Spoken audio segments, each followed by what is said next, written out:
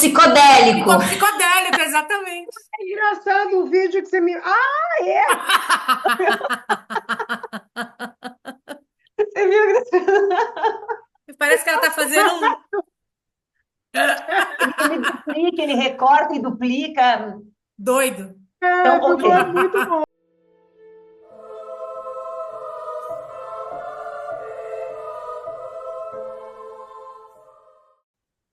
Olá a todos, lua cheia no céu e rainhas do Sabá se encontram novamente, dessa vez nas misteriosas areias do deserto.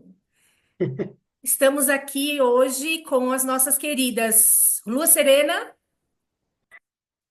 Petrúcia Finkler e Márcia Seabra, nossa convidada. Oi, Márcia, tudo bom? Bem-vinda ao Rainhas. Ai, gente, estou muito feliz de estar aqui com vocês. Poxa, estou honradíssima de ter sido convidada. Muito, muito obrigada mesmo. Ah, e a gente também super feliz. Márcia Seabra, minha mestra no tarô de Tote, durante 2024, conduziu uma jornada belíssima. Eu fiz o curso da Márcia, né, de tarô de Tote, e além de um curso, eu passei por uma jornada iniciática bastante profunda e importante para mim. Tenho Márcia assim como grande mestra e querida amiga. Então, Poxa, gente, vamos obrigada, lá. Cássia. Fico muito honrada demais mesmo. Valeu demais, meu amor. Eu também sou muito feliz com a sua presença aqui com a gente, importantíssima. Gente, a Márcia, ela é uma das maiores autoridades no tarô de Tote. Ela tem mais de 30 anos de experiência. A Márcia é formada em História pela Universidade Federal do Rio de Janeiro e ela dedicou 10 anos ao estudo dos baralhos tradicionais, como o tarô de Marsella e o Smith-Waite, até que um dia ela foi tomada de amores pelo tarô de Tote. E aí, essa jornada da Márcia levou-a às ordens iniciáticas relacionadas a Telemann, como a Ordo Templi Orientis, né, que é a OTO Brasil. Foi iniciada na Astrum Argento e hoje ela faz parte da Ordo Saturni, que é uma organização que ela ajudou, inclusive, a fundar no Brasil.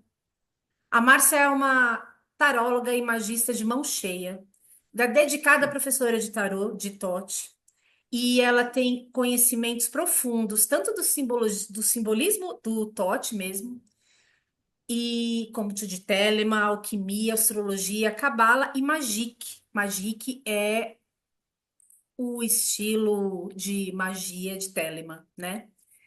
E aí, Márcia, hoje nós estamos aqui para falar sobre a relação do Antigo Egito, de quem, né? Pelo nome tradicional verdadeiro ali da região.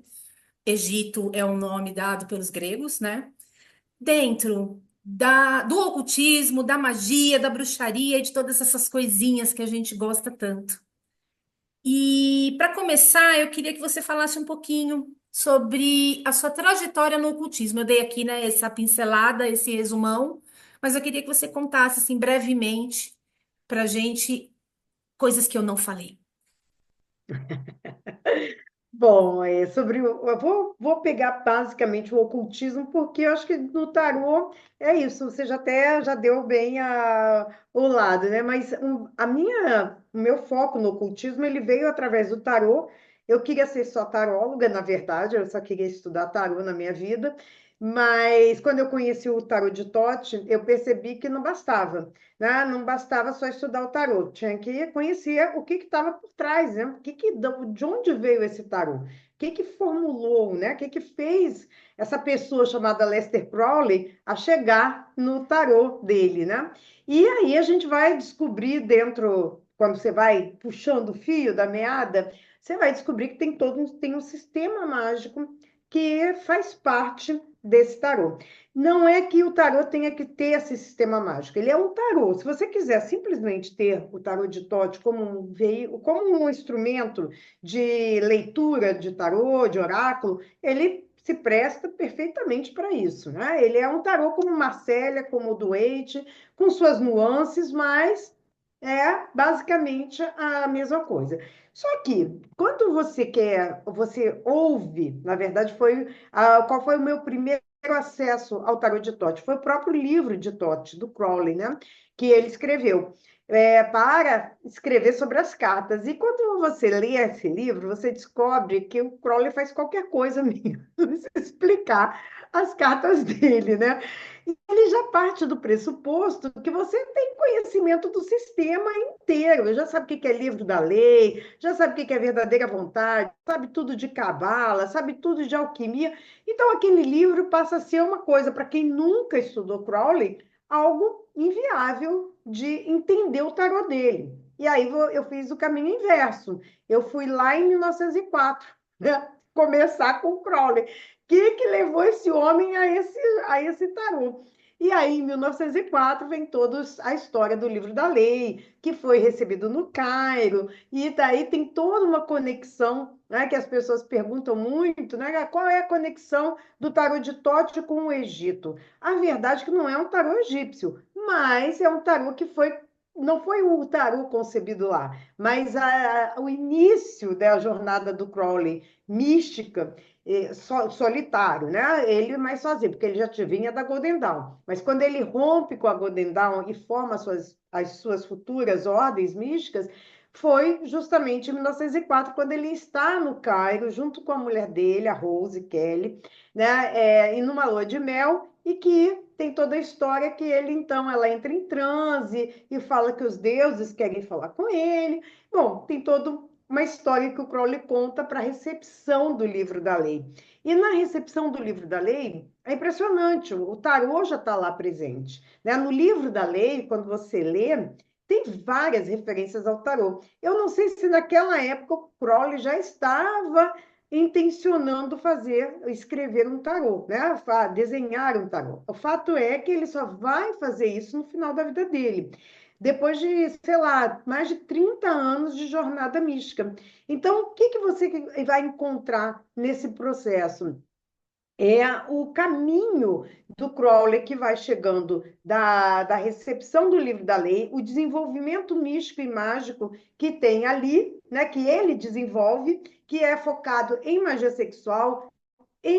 A magia sexual está também intrinsecamente ligada à alquimia, e aí você vai começando a desvendar aquela linguagem que eu falei para vocês, que no início, para mim, era absolutamente incompreensível. Então, o Tarot de Tote, ele me levou, na verdade, né, para entender como eu podia descobrir o sistema mágico dele. Só por leitura não dá. É muito complicado, é muito difícil. Então, eu fui procurar as ordens místicas. E a primeira ordem que eu fui encontrar, na verdade, um passinho atrás, eu fui parar na França, né? Por conta desse tarô. Eu já ia passar 15 dias em Paris, assim, eram férias, e aí eu acabei conhecendo um francês antes de viajar. Ele era do sul da França.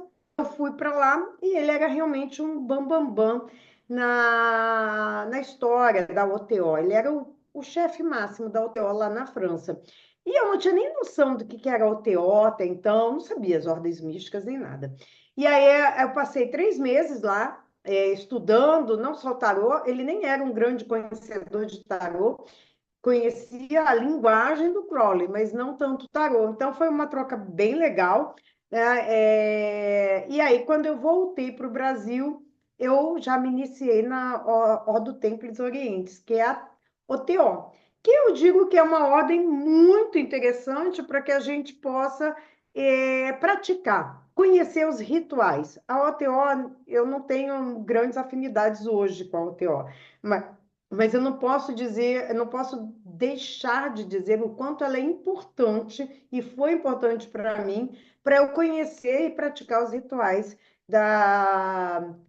telêmicos, né? Criados pelo Crowley. E depois eu fui para Astro Argento, mas eu absolutamente não consegui me dar bem de ter uma pessoa acima, né? Que eles dizem que você é recepcionado, mas você está como neófito, como probacionista, e tem um mestre acima, né, que vai te dizer, te cobrar coisas, e aí não deu. Eu, não, eu fiquei um ano na Astro Argento e resolvi estudar até os processos da Astro Argento, os rituais, que são os maiores, a maior quantidade de rituais que o Crowley criou para o sistema dele foi para a Astro Argento. E aí eu fui atrás desses rituais por mim mesma, não consegui essa conexão direito com a Astro Argento. E por último, né, eu acabei indo para, como você falou, eu ajudei a Ordo Saturni não existir no Brasil, e eu tenho um grande, grande amigo meu, que é o Marcelo Santos, que desde a OTO, né, ele já vem, a gente já vem se acompanhando juntos em vários trabalhos, né? E aí na Ordo Saturni ele falou, olha, estou em contato com o pessoal da Alemanha. Você topa aqui, a gente juntos aí fazer alguma coisa? Aí eu falei, ah, já vamos para, né? Eu tinha me afastado muito desse lado místico, mágico, eu só fiquei com tarô depois de alguns fracassos mágicos e complexos que eu vivi, né? E aí, eu também passadinho.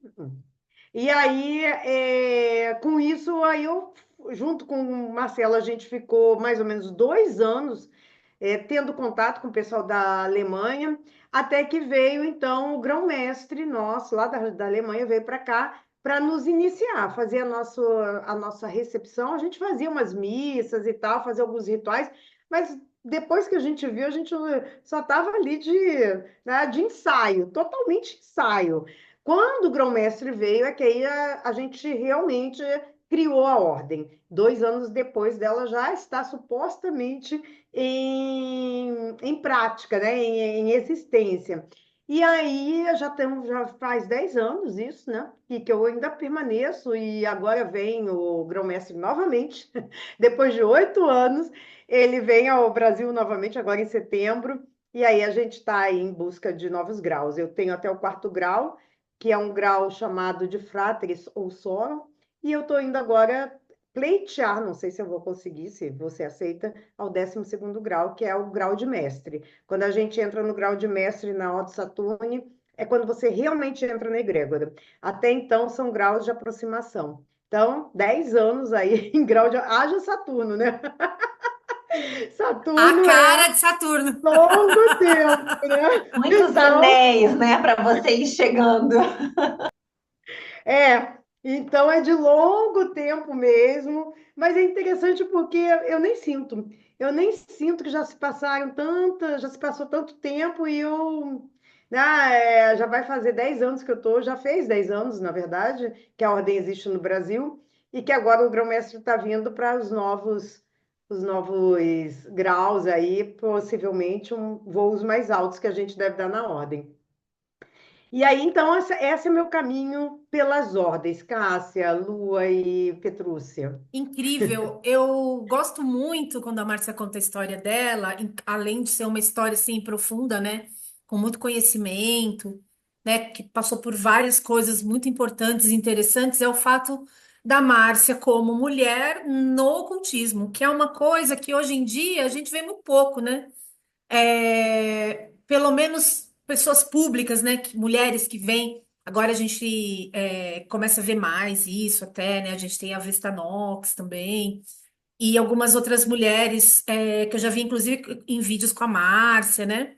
Mas é importante, eu acho, que a gente tenha, né? Esse olhar, né? Essa participação, que já foi bem mais proeminente, né? Inclusive. E agora, gente, a gente vai É, entrar no tema da gente sobre queméticos egípcios e magia, bruxaria e afins. Mas eu vou começar falando para vocês, né, contextualizando que a gente teve um momento histórico que se chamou Egiptomania, né? Isso na Europa foi muito forte entre os séculos XVIII e o século XIX, principalmente na era vitoriana. Foi um período marcado por um grande fascínio, né? Até porque os arqueólogos estavam ali na região encontrando uma série de tesouros, uma série de coisas que não nem se imaginava, né? Que existiam tantas coisas.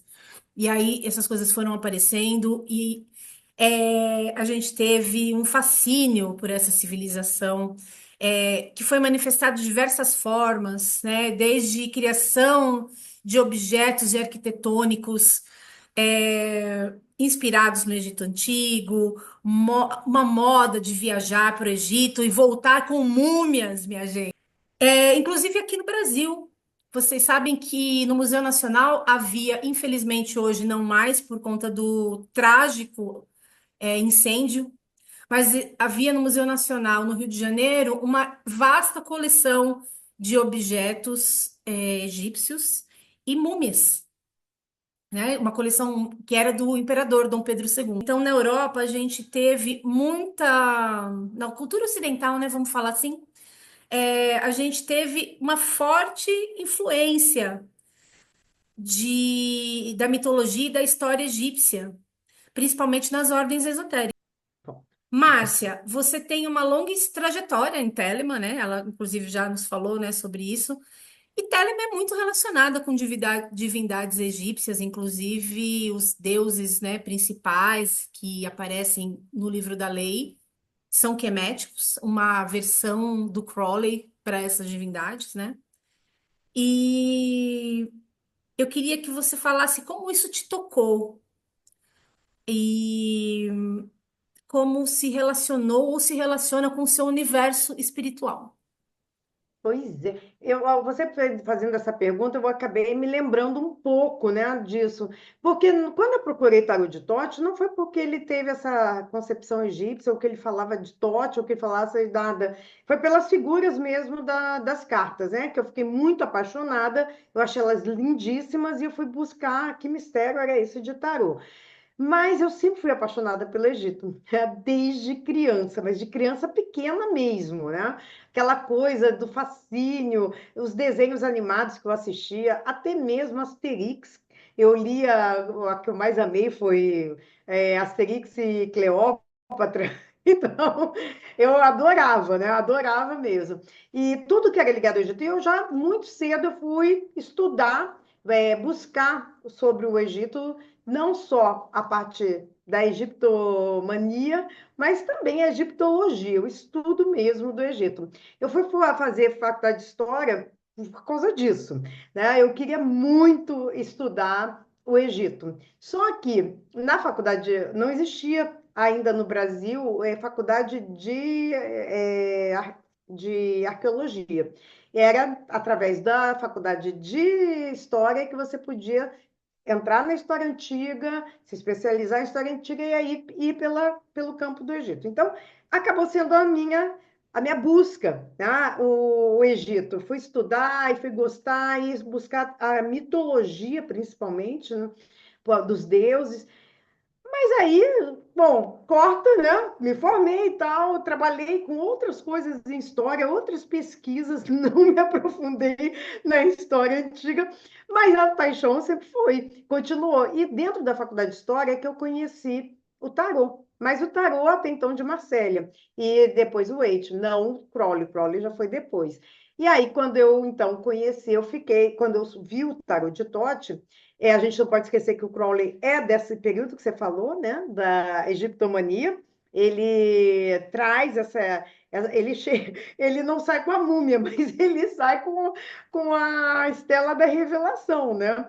E, e agora a Estela da Revelação está de volta ao Museu do Cairo. Esse novo Museu do Cairo, você vai encontrar a verdadeira Estela da Revelação, que no início veio com o Crowley, não sei qual foi o fim que levou, eu sei que agora ela está de volta. Dizem que ela nunca saiu de lá. O Crowley tinha uma réplica. E é possível, porque agora ela está exposta como original. Lua, me diga, você teve, né, algumas, a gente até falou em outros rainhas, você teve alguns momentos aí que você teve um contato com ordens esotéricas, né? E eu gostaria de saber se nesses momentos você teve algum, algum contato com os deuses queméticos, com a mitologia, com essa face egípcia das ordens, e se isso tocou você de alguma maneira. Olha, eu tive sim, eu tive contato com a Rosa Cruz Amorque, mas eu devo dizer a vocês que quando eu tive contato com a Rosa Cruz Amorque, eu já era bruxa há muitos anos, eu já tinha uma prática mágica, eu já tinha uma bagagem considerável. Então eu cheguei na Amorque, ela é bem famosa no Brasil, né, a Rosa Cruz Amorque, e bastante popularizada nesse sentido. Então eu cheguei até com uma certa expectativa. Eu falei, puxa, que legal, né? Eu vou agora realmente. E eu confesso que eu respeito a Rosa Cruz Amorque, mas eu me decepcionei muito. Porque o que eu encontrei ali, na verdade, é uma ordem que se propõe ser egípcia, realmente, né? Então você tem lá ritos que são ditos egípcios e tal, só que eu já tinha conhecimento. Então eu percebi que não era verdade. E que, na verdade, era uma grande mistura, profundamente influenciada pelo cristianismo e pelo conservadorismo cristão, que nunca fez a minha cabeça, tanto que eu sou pagã, sou bruxa. E isso me decepcionou bastante. Com relação à própria forma, né, que são tratados os deuses ali dentro. Então, eu ouvi um dia, dentro do templo, com iniciados, alguém fazendo uma palestra ali dentro do templo, ali no Oriente, falando que Hathor, por exemplo, era um demônio.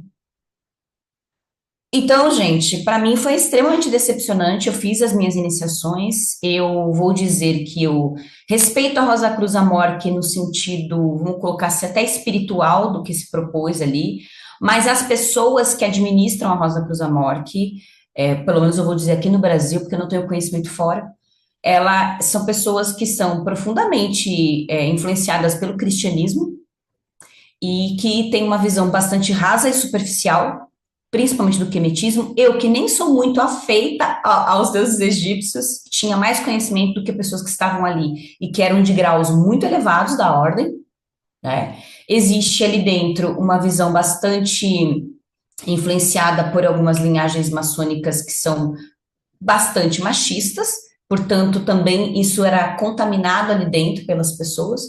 E eu quero dizer isso aqui claramente, que eu acho que espiritualmente alguns contatos espirituais com talvez ali a parte da egrégora da Rosa Cruz, do que foi, talvez um dia, mas o que ela é, pelo menos a Rosa Cruz Amorque, porque tem outras Rosa Cruzes, né? Não tive, não gostei, assim, eu achei bastante superficial, eu achei que tem algumas visões, inclusive, preconceituosas nos estudos ali, não vou revelar porque eu honro os meus juramentos, né, então não vou revelar, mas eu tenho críticas, sim, com relação a isso, não gosto. Me iniciei, fiz várias iniciações, avancei bastante ali, fui monitora regional, trabalhei dentro da Rosa Cruz Amorque, mas me decepcionei. Por quê? Porque eu já era politeísta, eu já era, como diz uma filha espiritual minha, né, cabeça de oratória, eu já sempre gostei de estudar muitas divindades, e então tenho uma relação amorosa com muitas divindades, já tinha consolidado na minha personalidade esse caráter subversivo, bruxa, feiticeira, já tinha travado contato com a Telema, com o Crowley, já gostava desse lado que ele tem muito mais, né, dessa coisa subversiva, que vai fazer com que ele, inclusive, cometa essas gafes que a Márcia trouxe, e hoje a gente tem uma visão bastante mais politizada e esclarecida com relação a algumas coisas sobre misturas, né, como que a gente faz essas coisas e tal. Então, me decepcionei. E dentro da Rosa Cruz Amor, que tem uma outra ordem que eu fiz parte, que é a Ordem Martinista.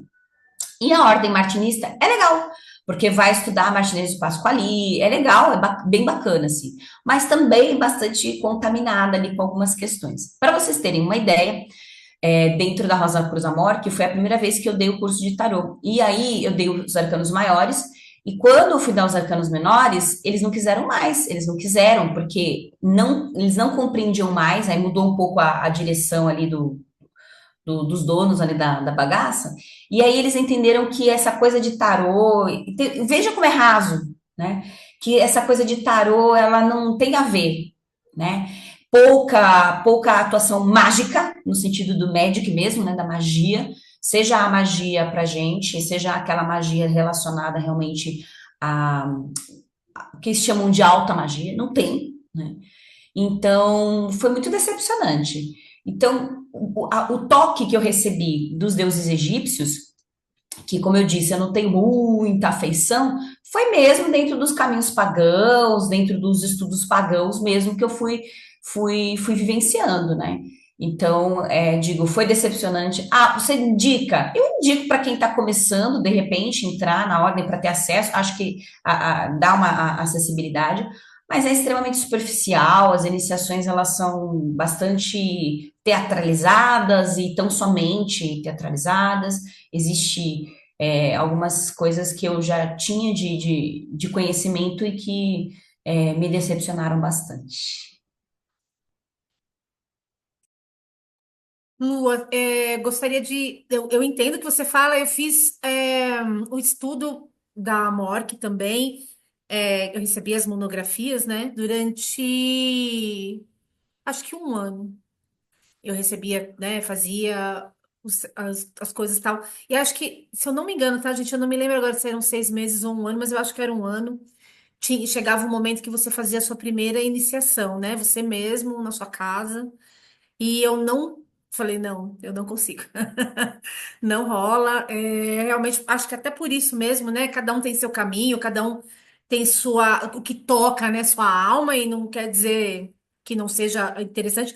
Mas esse lance que você fala sobre como tem uma contaminação, tanto relacionada com questões cristãs, mas também, na verdade, judaico-cristãs, né? Porque tem toda a questão da cabala, tem um monte de coisa que vem, né, do judaísmo, né, para essas ordens, né, que isso já começa ali na Golden Dawn, né, que já, né, É, já traz essas coisas e tal.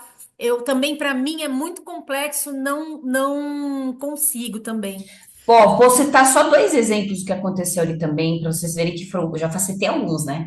Teve um episódio de uma palestra que um homem foi dar ali dentro sobre sagrado feminino, e a fala dele basicamente era que a gente tinha que ser submissa aos homens, né? Basicamente era isso. Então, assim, como que dentro dessa ordem vai se abrir um espaço para isso, gente? Assim, o que é isso? A gente está em. Onde que a gente está, né? Então, eu acho feio. E um outro exemplo que eu quero falar foi que uma vez, no final de ano, eu estava trabalhando ali na administração mesmo, e aí estavam lá, a gente, vamos fazer uma festa de fim de ano, claro, legal, né? Até arrecada dinheiro e tal, um monte de coisa. Ah, vamos fazer então um teatro de presépio. Aí eu falei, eu sou contra. Eu era muito mal vista ali dentro, né? Eu falei, sou contra. Bom, porque se a gente for fazer um presépio, já que a ordem ela não é uma ordem religiosa, então ela não tem uma relação com nenhuma religião, a gente vai ter que fazer também uma gira de Umbanda, a gente vai ter que fazer de outras religiões também. Porque eu acho que não é legal isso aí, porque eu acho que isso é proselitismo religioso que a ordem não aceita, porque lá, por isso que eu digo que eu respeito meio que uma origem ali, que eu vejo que tinha isso, tinha toda essa fala, mas a prática não é assim. A prática não era assim. Então, eu só queria deixar registrado aqui que eu fiquei ultrajada, me senti ultrajada também.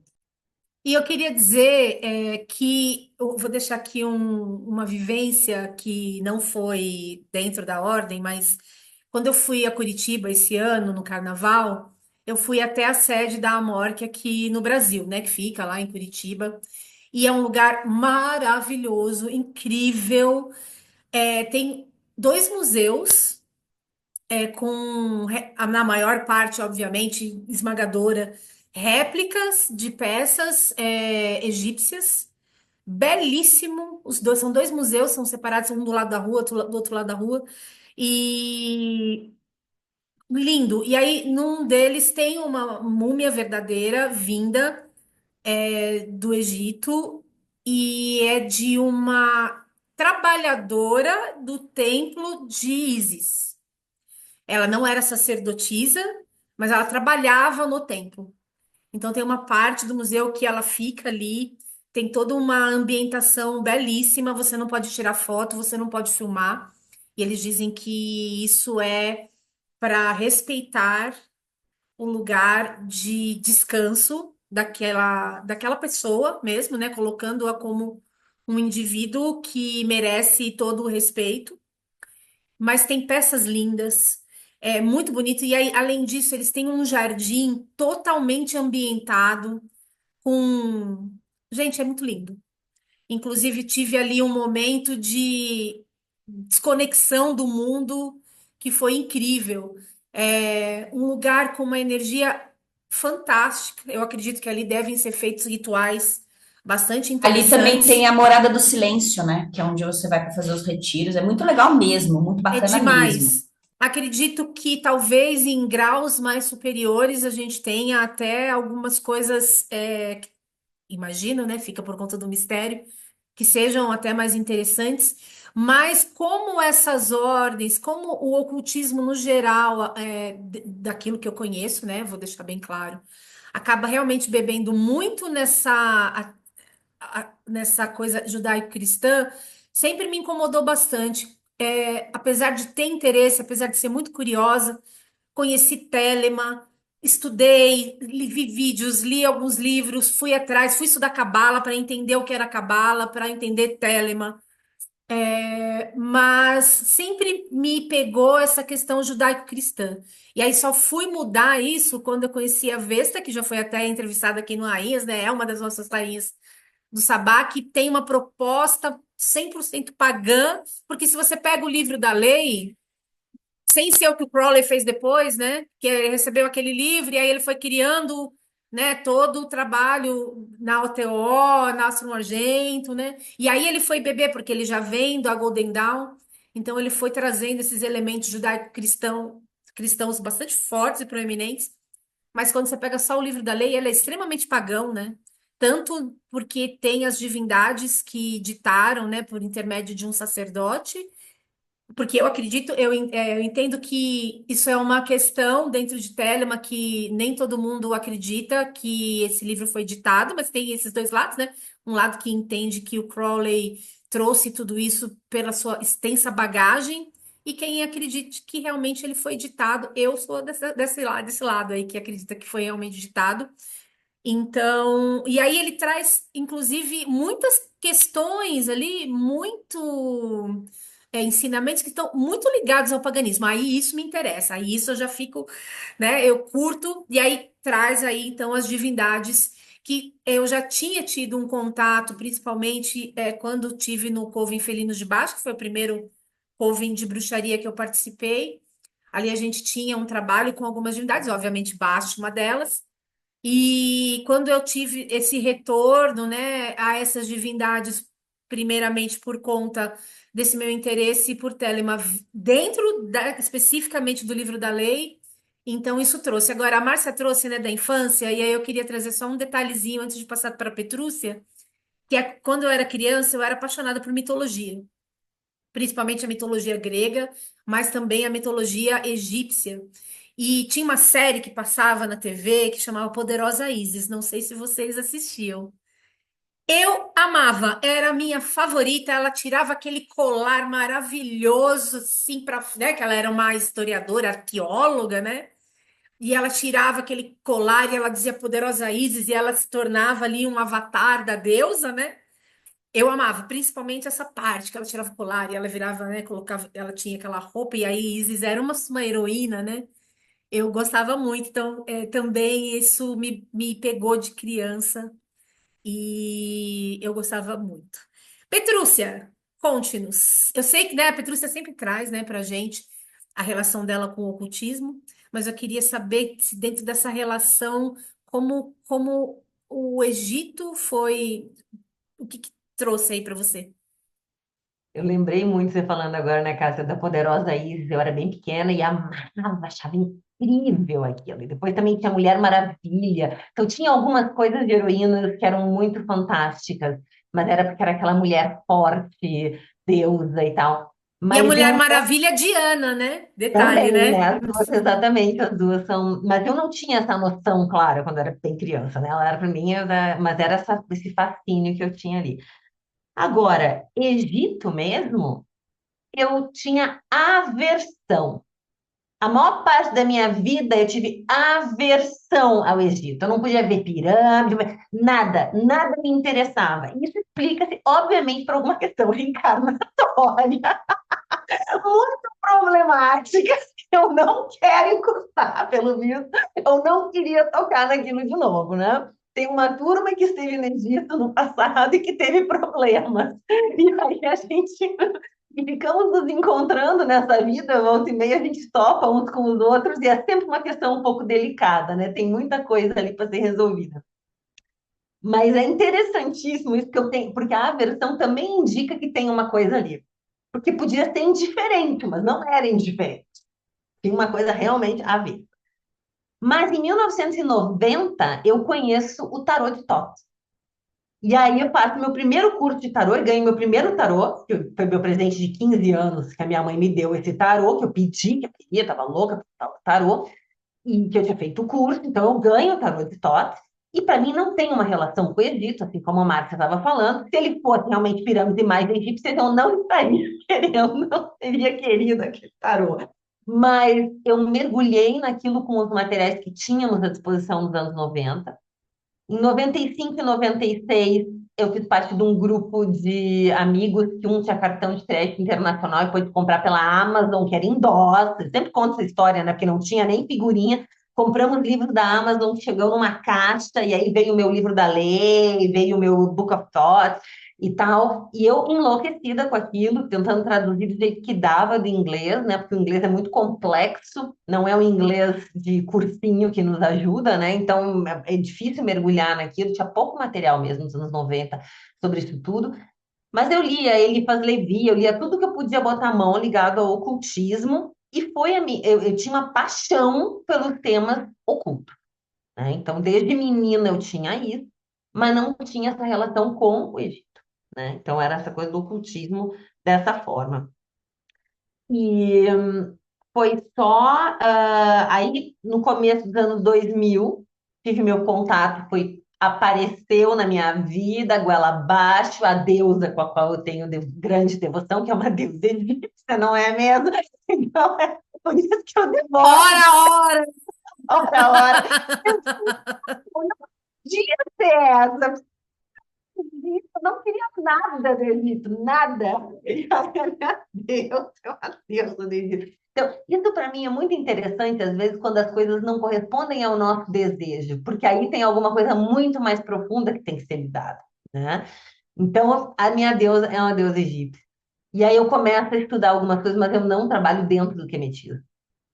Não quero fazer reconstrução. Até porque o próprio quemetismo, o Egito é um. Quando eu falo o Egito são 15 mil anos, o que é que a gente está falando ali? De que momento estamos falando, né?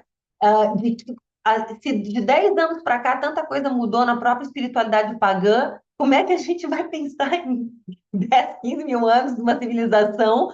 Tudo que foi alterando em termos da maneira que eles faziam as coisas. Então, quando vou tentar reconstruir isso, qual período eu estou tentando reconstruir? Que cacos eu estou tentando juntar para fazer alguma coisa? Então, eu não tenho essa preocupação, leio algumas coisas, gosto de saber algumas práticas para tornar a minha prática um pouco mais, um pouco mais cuidadosa, vamos dizer assim. Mas eu não acredito que a gente precise hoje ficar buscando. Nós não somos aquelas pessoas, nós não estamos no deserto, nós não trabalhamos em templos. Então, tudo bem a gente adaptar, desde que a gente faça isso com respeito, né? E em termos de ordens mesmo, iniciáticas, eu nunca fiz parte de nenhuma. Já bati o olho no material da Rosa Cruz, mas também nunca consegui entrar naquilo. Meu professor de bruxaria é da OTO, e é da Golden Dawn também. Então, quando eu aprendi parte do meu treinamento teve um tanto de magia cerimonial, e eu tenho certeza que veio disso aí também, e muito também da Aurum Solis. E aí eu fui atrás da Aurum Solis em 2020 e fui tentar fazer o primeiro ano deles, e quando eu estava com muita coisa acontecendo e eu não consegui me dedicar, desisti. Eu quero voltar em algum momento, eu gosto deles. Então, eu gostaria de voltar para Aurum Solis. E só depois eu até conto, mas é muito recentemente que, acho que talvez de 2015 para cá, que agora eu tenho vontade de conhecer o Egito. Sempre que eu gosto de viajar no mundo, adoro ideia de viagem, quero os lugares mais distantes, mas o Egito não confio configurava os meus desejos, vejam bem, o quanto que tem de resistência com esse tema. E agora eu quero, essa vai ser uma grande viagem que eu pretendo fazer na minha vida em algum momento, que é essa viagem para o Egito, mas foi uma volta, né? Até traduzir da Agatha, eu traduzi muitas Agatha Christie para a LPM e traduzi o Akhenaton, que é quando apagam-se os deuses, né? Aquele faraó que só quer honrar o espírito do sol e quer apagar todos os deuses, e aquilo me dava uma agonia só de traduzir a história também, porque aí eu já estava embebida, né? Claro que eu fui, depois que Sekhmet aparece na minha vida, eu fui atrás de entender melhor várias coisas do Egito, e eu fui desmanchando isso, entendendo que eu tenho algo a trabalhar ali que é muito importante. Mas não foi uma atração, é um caminho de volta, vamos dizer assim. Acho que é por aí. Muito interessante. Para finalizar essa rodada, que é a mais, né, parruda, digamos, aqui da nossa conversa dessa vez, eu queria lembrar da questão do hermetismo, que tem muita essa mística, né, mítica, de que o hermetismo vem, né, de Hermes Trismegistus, né, que seria uma figura proeminente que aprendeu ali no Egito com os ocultistas, com todos os mistérios, né, do Egito e trouxe as 7 leis herméticas, né? E aí o hermetismo é muito ligado com essa ideia de que nós temos no Egito o grande berço do ocultismo e dos mistérios, e que dali foi para a Grécia, e da Grécia foi indo ali ao Ocidente, né? História adentro, né? Do Ocidente. Então, eu acredito que muito das coisas que a gente vê nas ordens, isso é uma impressão que eu tenho, dizendo que nunca participei de ordens, né, de uma maneira muito profunda. A Márcia participa, ela pode até comentar, mas eu acho que essa coisa do hermetismo e do hermetismo ser creditado ao Egito, a gente tem aí essa chave, né, de como essa região foi tão importante, né, para o- os mistérios e ocultistas. E aí a bruxaria vai beber um pouco disso, né? A bruxaria moderna vai beber um pouco disso de alguma maneira. Inclusive, a gente tem aí, dentro dos estudos de bruxaria moderna, né, o que vem da Wicca, muita essa coisa, né, de você estudar o hermetismo, né? A Laurie Calbot traz muito isso, né, no trabalho dela, né? Porque a Laurie Calbot, como bruxa moderna, inclusive a ordem que ela criou, ela coloca ali que é mético, né? No nome da ordem. E ela é profundamente relacionada com o hermetismo, a Laurie, né? Então acho que também influenciou bastante. E na Wicca, né? Porque o Gardner era da OTO, né? E dizem aí que o Crowley escreveu uma série de ritualísticas, né? No primeiro momento da Wicca, né? Aguentem, Wiccanianos, é verdade. Márcia, você quer alinhavar brevemente falando sobre essa questão do hermetismo nas ordens que você conhece mais? Com certeza. Bom, primeiro que o hermetismo ele surge mesmo na Idade Média, né? Ele é o Corpus Hermeticum é um livro que vai falar que é o Hermes Trismegisto, 3 vezes Hermes e tal, mas ele não é do período egípcio, né?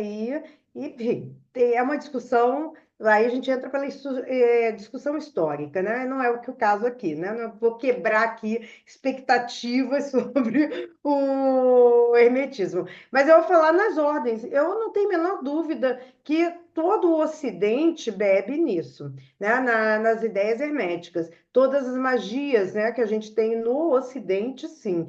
Agora, por quê, né? Eu acho que, cara, se for falar de verdade, tá tudo na cabala. Se você for pegar de verdade, o hermetismo, ele tá na árvore da vida. Então, o que veio primeiro, o ovo ou a galinha, eu não sei exatamente. Mas o hermetismo tem conexão com o Egito, não tem nada que comprove, né, historicamente, você ter os princípios herméticos no Egito, nos cultos egípcios, né, nos cultos que a gente tem acesso, né, no Egito. Ele é da idade início da Idade Média em diante. Então, você vai encontrar isso em todas as ordens. Você vai encontrar isso na OTO, com certeza, porque a gente vai trabalhar com ritmo, com polaridade, com todo esse sistema que a gente conhece hoje de magia aqui no Ocidente, ele vai trabalhar com essa ideia de fluxo, refluxo, tudo que, né, o hermetismo traz em seus 7 princípios,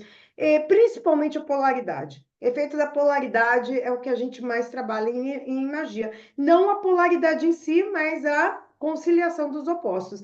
Isso você vai encontrar no MEBS, isso você vai encontrar no Eliphas Levi, isso você vai encontrar em todo sistema ocultista que a gente tem. Na OTO você vai ter, na Astro você vai ter, porque Crowley é só isso, e obviamente na Alto Saturno também, né? Porque não fala-se especificamente do hermetismo, mas usa-se os conceitos do hermetismo. Então, para mim, a base do ocultismo ocidental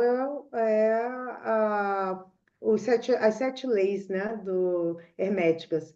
E não vejo como ligação com o Egito, tá? Isso é importante porque tudo antigamente, né, para se dar valor oculto, ou místico, ou mágico, tinha que ter como origem o Egito. A Rosa Cruz passa por isso, né?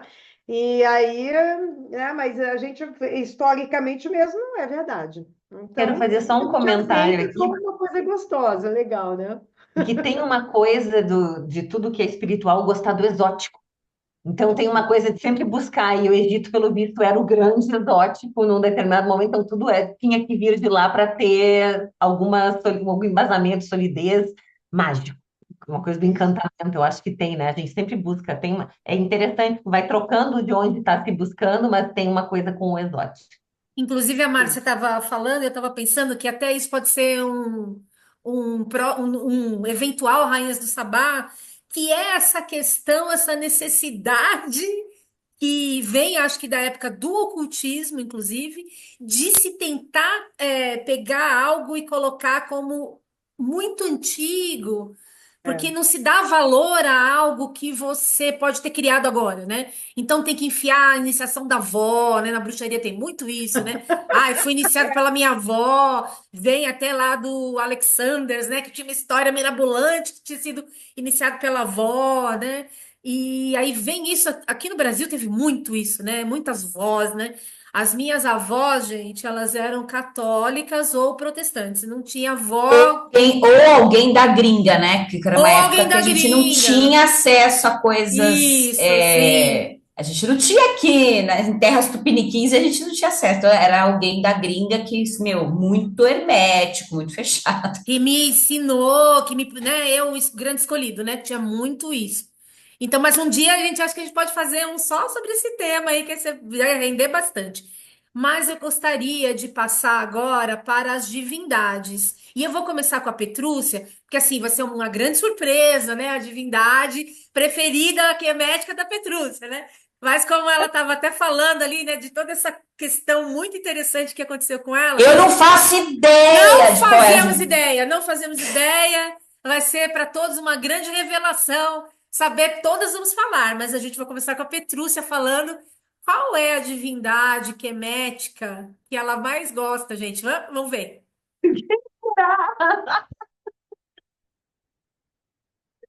Pois é, foi em 2003, com o grupo de mulheres que eu trabalhava magicamente em Chicago, que a nossa sacerdotisa, Teresa Lynch, nos propôs de buscarmos a deusa com quem a gente tinha uma relação, e a gente tinha que se abrir para sinais, e eu começo a receber um stalking severo dessa deusa leoa, e eu jurando que tudo estava chegando para mim, era na verdade para uma amiga minha, que era filha de Sekhmet, que era do meu grupo, e ela me contou. Eu perguntei, como é que você descobriu a sua deusa? Porque é uma deusa, não tinha muito material sobre ela naquela época, né?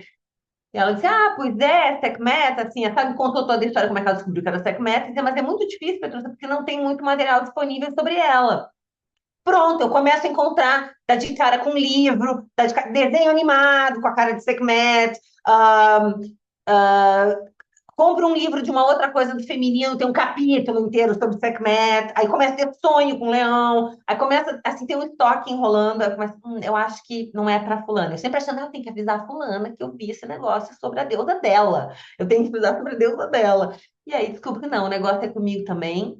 E eu tinha esse privilégio imenso de morar num lugar onde tinha uma ala egípcia, no Museu de História Natural. Aí fui lá, tem uma estátua de Sekhmet no Museu de Chicago, no Field Museum.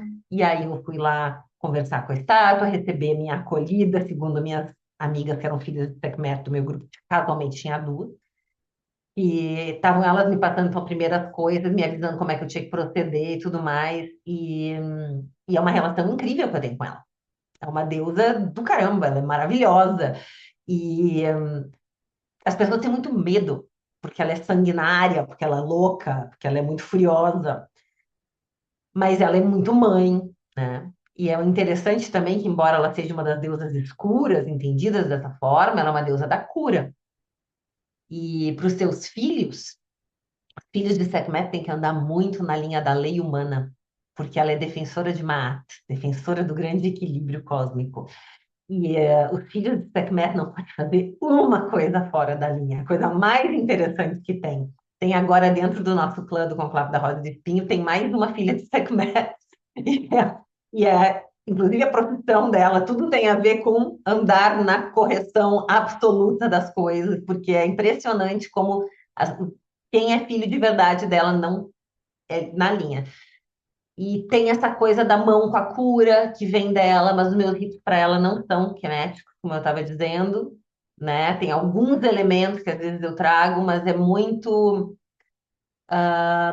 de descobertas que eu também tenho. Eu trabalho muito de forma até a fazer viagens no tempo, vamos dizer assim, para conhecer templos dela em funcionamento e eu aprender com os sacerdotes dela de lá. Então, eu aprendi assim várias coisas nessas visitas de como que faz, o que que oferta.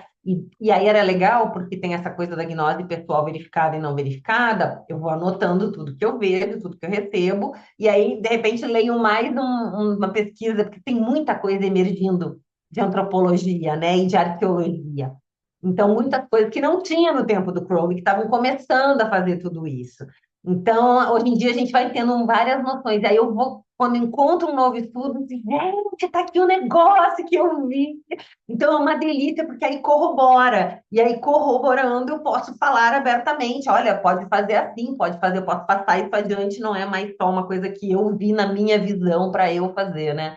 Então, essa é minha relação, mas ela tem um altar todo dela aqui em casa, de manhã muitas vezes, mas todas as noites, sem falta, vou lá, faço um chamego, faço alguma coisa, bato um papo com ela. Então, uma relação muito próxima dessa divindade incrível. E ela era tão poderosa, ela é, né?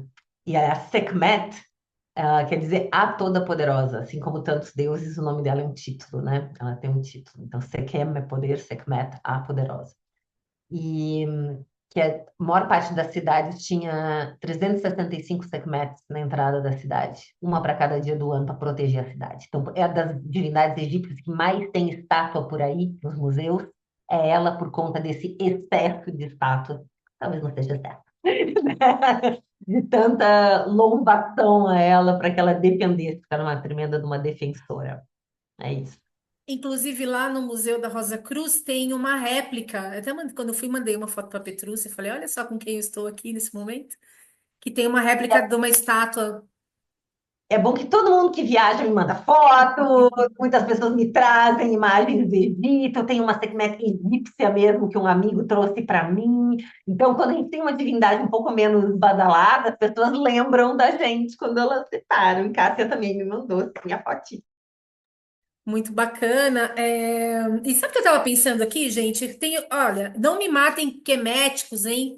Não me matem reconstrucionistas, por favor. É um pensamento que eu tenho, que veio aqui agora, ouvindo, eu fiz algumas ligações aqui e eu pensei, isso é um pensamento meu, né? Eu acho que as divindades egípcias, elas têm uma facilidade de estar em lugares e em práticas diferentes das práticas originais, que inclusive, né, como a Petrúcia bem disse, talvez, né, a gente ainda não tenha assim, um grande conhecimento, tudo muda, tem momentos diferentes e tal. Eu acho que elas se adaptam e elas funcionam muito bem em ritualísticas diferenciadas, né? Então, uma ritualística de bruxaria, uma ritualística de ocultismo dentro das ordens, cada ordem vai ter uma ritualística diferente, e o poder delas é grande, elas são tão antigas, mas eu acho que elas também são muito.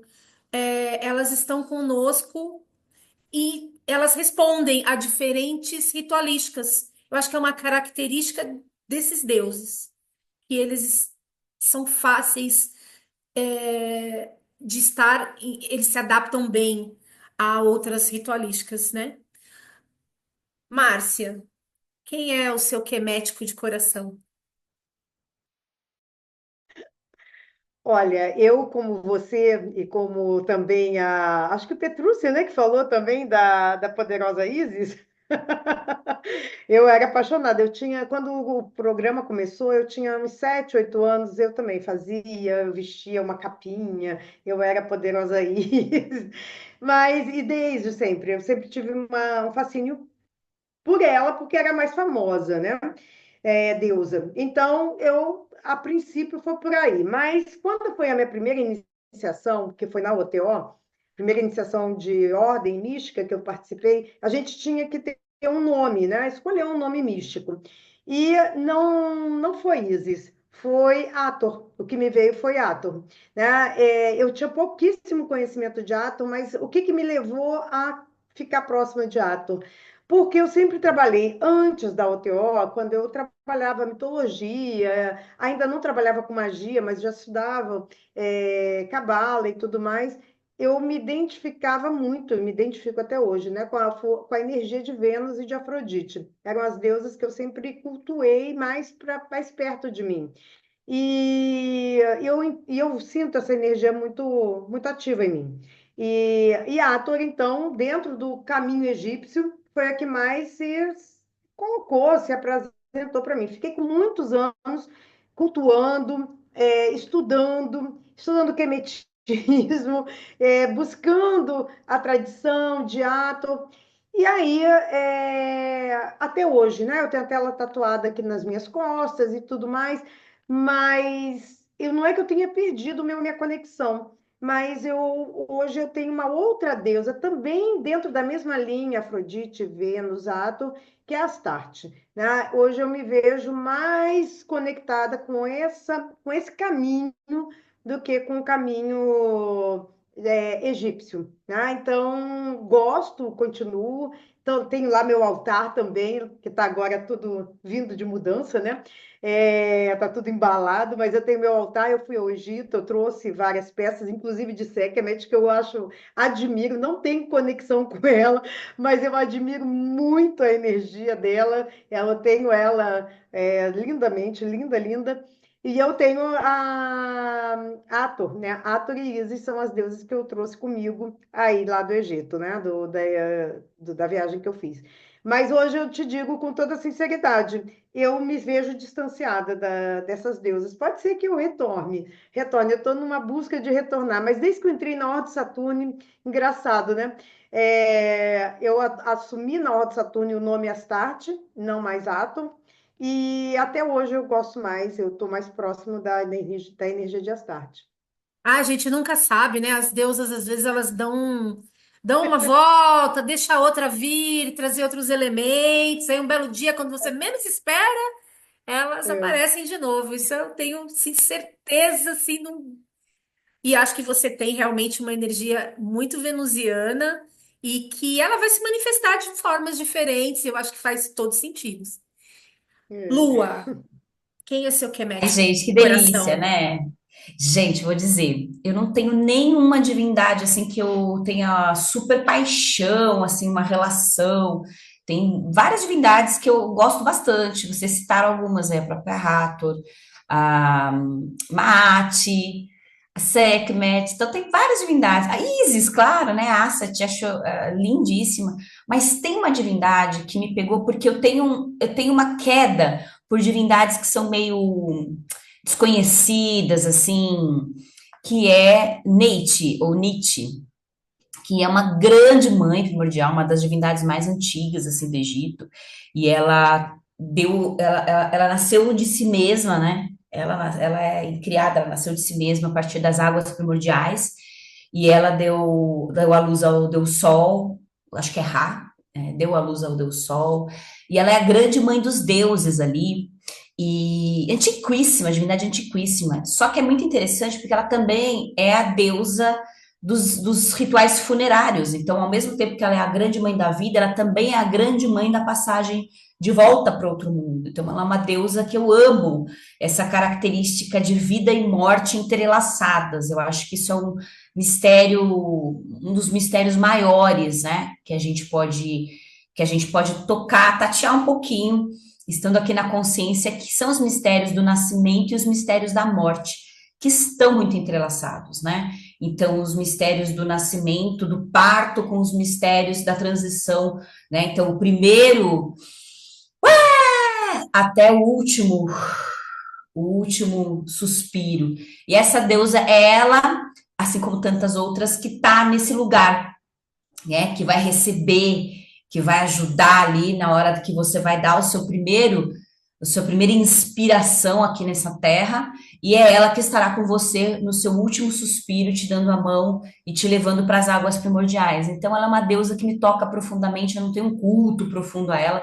Eu tenho uma filha espiritual que tem ela como deusa principal, e foi a partir dela que eu tive mais contato. E uma coisa muito interessante dessa divindade também é que ela é muito parecida com a divindade ou as divindades ali femininas minoicas. E tem um período do Egito, que a gente pode colocar assim, mais ou menos 2.000 anos antes da Era Comum, em que houve uma grande intersecção de conhecimento e cultura entre os povos ali de Creta, das ilhas gregas, hoje que a gente conhece como ilhas gregas, né? Lindíssimas, com o Egito, porque a gente vê geograficamente ali norte da África, tal, né? Ali a Ásia, ali onde chamava Ásia Eles Menor, então começam tudo a ali fazer comércio entre eles, eles né? começam a fazer comércio. Então, você tem ali no Egito, dessa época, porque a Petrúcia muito bem disse, porra, a gente está falando de uma civilização de 15.000 anos, né? Um negócio absurdo.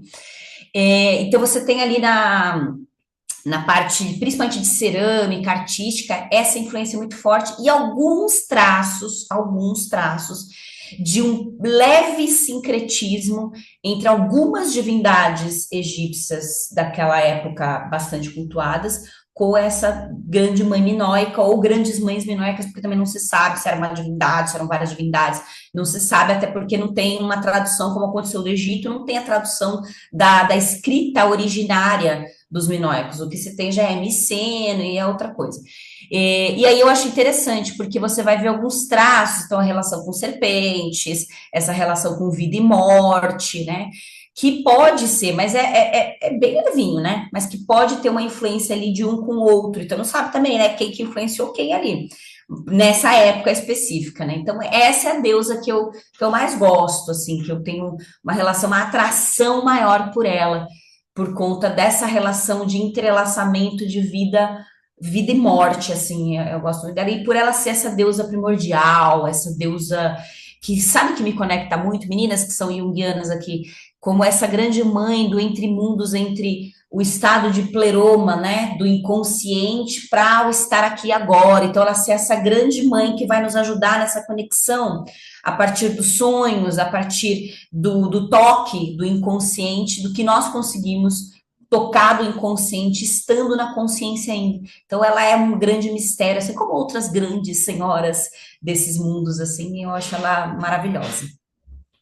Queria fazer um comentário, porque essa deusa está representada na carta 20, não é, Márcia, do Aeon, que é a Nuit, que está estendida, atravessada sobre Horus, Horus Não, criança? mas aí é outra deusa, Petrúcia. Neith é outra Não é? deusa, não é Nuit. É, é É outra, Ah, outra. então, Não, mas é porque houve uma confusão, acho que a Lua falou, quando ela falou que ela deu a luz ao vida. sol. O Ra é Nuit. quem dá vida, né? A deusa que dá vida é Nuit, Ah, mas então tá. Neith é É outra deusa verdade. mesmo. É outra deusa, é Ah, Nietzsche, então né? tá. Então Nietzsche é ou isso. Porque Nietzsche. como ela Nietzsche, falou que deu vida ao é sol, que eu se escreve lembrei imediatamente da N-U-T-H. carta. É. Essa é Nuit mesmo, ou Nut. Mas que também é uma grande mãe primordial, né? Acho que isso que me Isso, dá a não, confusão. É a total. grande No mãe Egito antiga. mais atual, assim, de 3.000 anos, de 4.000 anos para cá, ela que é a deusa mais aceita, ela e Geb. Geb é o deus da terra, né? E a deusa do céu, e que eles produzem toda a vida. Por isso que essa imagem dela como uma barca, ela está abarcando, na verdade, toda a vida humana. Ela é a mãe de toda a vida. Mas isso é mais recente mesmo. Eu não conheço a deusa Nietzsche, Nietzsche, né? Só de ouvir falar. Mas eu não conheço a história dela. Provavelmente Nietzsche acabou dando Nut. Pode ser, até por conta Provavelmente. dessas questões das águas primordiais, e ela tem uma relação com esse escuro, e ela tem uma relação com o céu estrelado. Daí a minha É, confusão de associar. Pode isso, ser, pode ser. sim. E Ah, provavelmente, porque é isso, provavelmente. se Os estão nomes lá são de similares, anos e anos inclusive, e né? anos, você não tem uma linearidade, eu não sei, linear, uma história linear da mitologia, não tem. É que vem Elas dessa são. palavra o nome noite, em É. Pois tantos é, idiomas. então, pois é. Nútia. Eu vou falar da minha deusa, desse universo, eu vou citar Bast, porque no começo do meu. Eu tive um caminho solitário, e aí um dia conheci bruxas, né? Falei, nossa, tem mais bruxas, que legal. E aí eu entrei para o Coven Felinos de Bast, né? Que é um coven da Juliana Toro, que hoje é professora de yoga da Márcia, inclusive. E tive um caminho longo dentro do Coven, fui iniciada, né? Minha primeira iniciação na bruxaria foi feita no Coven da Juliana, pela Juliana, né? Inclusive, somos amigas até hoje, grandes amigas. E Bast era uma deusa muito presente, o nome do Coven era né, era Felinos de Bast, então a gente tinha ali ritualísticas para essa deusa. E eu gosto muito.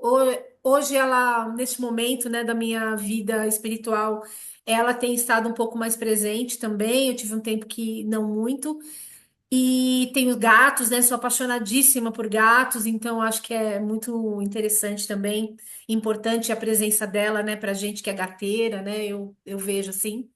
E eu acho que Basti tem algumas características. No Egito, né, ela era bastante cultuada, né? Tem uma região no Egito de que é Bubastis, né, que era para Basti. Inclusive, tem essa questão dos gatos com o povo quemético. Você tem ali múmias de gatos, né? Os gatos eram importantíssimos e eram muito sagrados. Então, você tem a deusa e tem toda essa sacralidade do animal. Pena que nós, como seres humanos, fomos perdendo, né, essa capacidade, essa sensibilidade de compreender como os animais são sagrados, né? No Egito isso é muito forte. E eu vou compartilhar aqui uma história que aconteceu comigo na época do Felinos de Baixo, que foi um sonho que eu tive, em que eu estava numa sala toda de tons de roxo e de lilás. E aí me aparece essa gata grande e ela tinha umas manchas, era preta, né, com aquele fuço egípcio, né, de baixo, das estátuas de baixo, mas nas costas ela tinha umas manchas roxas também, sabe, como se fossem bolas, em vez de ser brancas ou de uma cor de gato mesmo, elas eram roxas. E aí ela olha para mim e ela começa a andar na minha frente, eu vou atrás dela e ela se levanta assim com a patinha, abre uma porta e fala para eu passar por essa porta. E quando eu tive esse sonho assim foi muito incrível, né? Eu tava no Coven ainda, mas conforme o tempo foi passando, eu fui observando que Basti abriu as portas da minha espiritualidade pagã e bruxa. Ela abriu a porta para eu passar. Então eu tenho Basti como uma das minhas madrinhas na bruxaria, né? porque além dela, além de eu ter participado de um cover em homenagem a ela, eu ainda tive esse sonho, e a partir do momento que eu passei por essa porta, muita coisa aconteceu. Eu tive diversas práticas espirituais, pagãs, né? E então eu vejo que eu devo este momento a ela. Então eu trago aqui como a minha deusa de coração, essa deusa maravilhosa que também está ligada à proteção de mulheres, está ligada aos partos, né? Tem até algumas relações dela que se faz, né, com Ártemis por conta disso, mas diferente de Ártemis, ela é uma deusa solar, né? E uma deusa muito importante e que traz também uma leveza e um dom de fazer a gente rir, dançar e brincar, que eu acho também que são características muito dos gatos, né? E é assim, gente, que a gente vai finalizar essa edição do Rainhas do Sabá. Que lindo! Que lindo Quero mesmo, muito legal, muito legal mesmo. Quero agradecer aqui às minhas rainhas, que todas as luas estamos nessa clareira maravilhosa, recebendo convidadas incríveis, e também agradecer a Márcia por trazer tanto conhecimento e a sua presença sempre marcante, venusianamente maravilhosa. Muito obrigada, Minhas gente. lindas, muito obrigada mesmo, mais uma vez pelo convite. Me sinto honradíssima de estar com vocês, que são pessoas assim incríveis, conhecer um pouco melhor de vocês, que estou assim embasbacada, de verdade. Que Muito bom. legal, Muito obrigada. legal. E na próxima lua cheia, a gente volta com mais Rainhas do Sabá para vocês.